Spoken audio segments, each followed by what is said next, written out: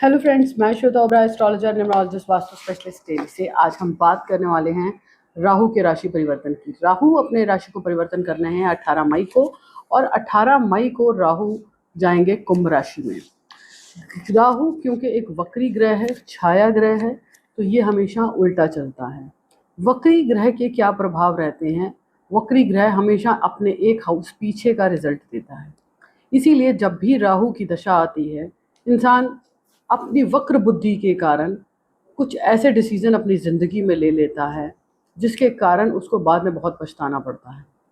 कैसे प्रभाव रहेंगे जिन जिन लोगों की राहु की दशा रहेगी, उनके बारे में आज हम बात करेंगे। सबसे पहले हम राशियों की बात करेंगे। मेष राशि वालों के लिए लाभ भाव में राहु आ रहे हैं, तो लाभ ला रहे हैं, लेकिन ध्यान रहे कि लाभ सही दिशा से आए। ठीक है, लालच ना करें, काम करें और अपनी सेहत का भी ध्यान रखें, क्योंकि 11वां घर छठे से छठा भी है, तो ये कभी कभी हेल्थ इश्यूज देता है। वृषभ राशि वालों के लिए ये 10वें घर में आ रहे हैं, तो मल्टीपल काम, मल्टीपल चीज़ों की तरफ ध्यान जाएगा। अगर हम अपने हिंदुस्तान की कुंडली को देखें कि वो वृषभ लगन की है, तो 10वें घर में राहु बहुत सारी परेशानियां भी ला सकता है। जहाँ वो सेटिस्फेक्शन नहीं देता, वहीं वो काम बिगाड़ता भी है। बार बार काम बदलना भी अपने आप में एक नुकसान है। अगर हम मिथुन राशि की बात करें, तो मिथुन राशि वालों के लिए राहु आ रहे हैं 9वें घर में।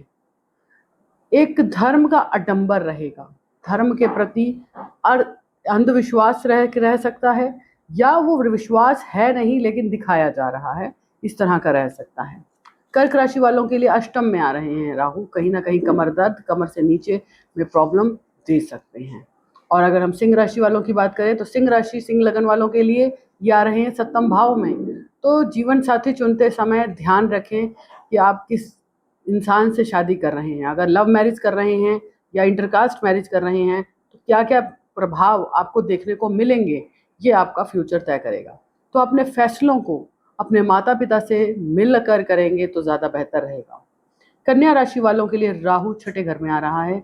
छठा घर कहीं ना कहीं रोग ऋण शत्रुओं का भी है, और कहीं ना कहीं क्योंकि कन्या लगन वालों के लिए पंचम का स्वामी शनि और छठे घर का स्वामी भी शनि है, तो ऐसे में कभी कभी प्रेमी दुश्मन भी हो जाता है, तो इस तरह की स्थिति बनती है। तुला राशि वालों के लिए पंचम में आ रहे हैं, तो शेयर मार्केट में जाने से पहले बहुत अच्छा एनालाइज, बहुत अच्छा होमवर्क करके चलें। अगर सट्टे बाजार में पैसा लगाने की सोच रहे हैं तो अभी रुक जाएं, क्योंकि जुलाई तक अभी बहुत सारे अप डाउन देखने को मिलेंगे। उसके अलावा अगर हम वृश्चिक राशि की बात करें, तो चौथे घर में राहु आ रहे हैं। घर में थोड़ा सा वास्तु दोष हो सकता है उत्तर दिशा में, तो माँ का ध्यान रखें, माँ की हेल्थ का ध्यान रखें, अपनी हेल्थ का ध्यान रखें, इस चीज़ का ध्यान जरूर रखें। और अगर हम बात करें धनु राशि वालों की, थर्ड हाउस में आ रहे हैं। यात्राएं हो सकती हैं, कुछ बेवजह की राष्ट्र यात्राएं भी हो सकती हैं, कुछ धार्मिक यात्राएं भी हो सकती हैं, तो यात्राओं पे थोड़ा सा कष्ट भी हो सकता है। अगर हम बात करें मकर लगन वालों की, तो मकर लगन वालों के लिए धन भाव में राहु आ रहा है। बेवजह की चीज़ों में धन खर्च ना करें, परिवार से ना उलझें, परिवार से विचार मिलाकर चलेंगे तो ज़्यादा अच्छा रहेगा। परिवार के साथ जितना समभाव रखेंगे उतना ज़्यादा अच्छा रहेगा, क्योंकि राहु हमेशा जब भी सेकंड हाउस में आता है किसी के, तो अपने परिवार से इंसान को अलगाव देता है, अपने परिवार पर अविश्वास देता है, अपने ही घर में चोरी जैसी स्थिति बनती है, अपने ही घर में लोगों से छुपा कर काम करने की इच्छा रहती है। तो इन सब चीज़ों से घर परिवार के साथ बनाकर चलें, अपने माता पिता के साथ अपने विचारों को बताकर चलें। मीन राशि वालों के लिए आ रहे हैं 12वें घर में, तो थोड़ा सा हेल्थ इशू रह सकता है। ये हेल्थ इशू कहीं ना कहीं कुछ अच्छी चीज़ों के लिए भी रहेगा। हेल्थ इशू के अलावा जैसे अगर कोर्ट कचहरी का कोई केस चल रहा है तो वो अब ख़त्म हो जाएगा, अब उनसे थोड़ा सा रिलीफ मिलेगा, क्योंकि मेलेफिक प्लैनेट का मेलेफिक हाउस में आना कहीं ना कहीं सुखद रहता है। 6, 8, 12 में राहु कहीं ना कहीं सुखद भी रहते हैं। तो राहु का ये गोचर आप सबके लिए शुभ रहे, मंगलदायक रहे, यही हम कामना करते हैं। हो सके तो ज़्यादा कष्ट आने पर छाया दान करें और राहु का दान करें। राहु की चीज़ों का दान आप कर सकते हैं। उसके अलावा मैं एक चीज़ और बताना चाहूँगी कि राहु की महादशा जब शुरू होती है तो क्या क्या सिम्टम्स रहते हैं। इंसान अपने परिवार से ही झूठ बोलता है, अपने परिवार को ही ठगता है, अपने परिवार के साथ झूठ बोलता है, क्योंकि जब राहु में राहु आता है, इंसान कहता है मैं ही समझदार हूँ, और वो डबल फेस चलता है, घर में कुछ बाहर कुछ। जब राहु में गुरु आते हैं तो इंसान अपने गुरु को भी छलते हुए सोचता नहीं है, अपने गुरु के साथ भी वो छल कर सकता है। गुरु कोई भी हो सकता है, गुरु माँ बाप हैं, गुरु जो आपको पढ़ा रहे हैं, गुरु वो जो आपको ज्ञान दे रहे हैं।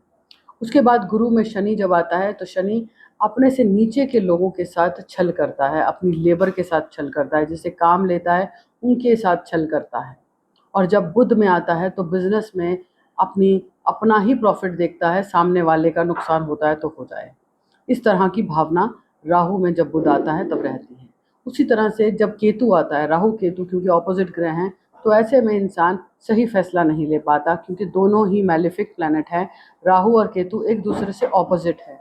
जहाँ राहु मैलिस्टिक दुनिया की तरफ लेके जाता है, वहीं केतु हमें अपने घर में ही पराया बना देता है। तो इस तरह के अनुभव देखने को मिलेंगे। तो जब भी राहु की दशा आए तो थोड़ा सा संभल जाएं। अगर आपके बच्चे की राहु की दशा आ रही है तो उस पर दोस्ती यारी जो भी उसकी है उस पर नज़र रखें। चांदी पहनाएं, केसर का तिलक लगाएं। हो सके अगर वो थोड़े बड़े हैं तो कान छेद करके उसमें बाली डालें, ताकि उसके ऊपर राहु का प्रभाव कम पड़े। राहु अपना प्रभाव तो नहीं छोड़ेंगे, कुछ ना कुछ असर तो देंगे, लेकिन इतना असर नहीं होना चाहिए कि इंसान अपने परिवार के भी खिलाफ हो जाए, अपना भी नुकसान करे और माँ बाप का भी नुकसान करे। हर इंसान अपने बच्चों से बहुत प्यार करता है और हर बच्चा अपनी माँ बाप के लिए प्रेशियस है। तो आशा है आप सबको इस बात समझ में आ गई होगी।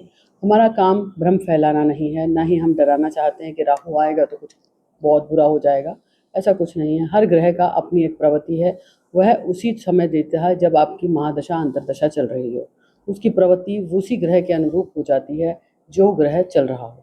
तो अगर आप में से किसी की भी राहु की दशा चल रही है तो थोड़ा सा बचने की ज़रूरत है। ध्यान रखें कि आपका बच्चा कोई आपका अपना कहीं गलत गैदरिंग में तो नहीं आ रहा। तब तक के लिए जय माता दी।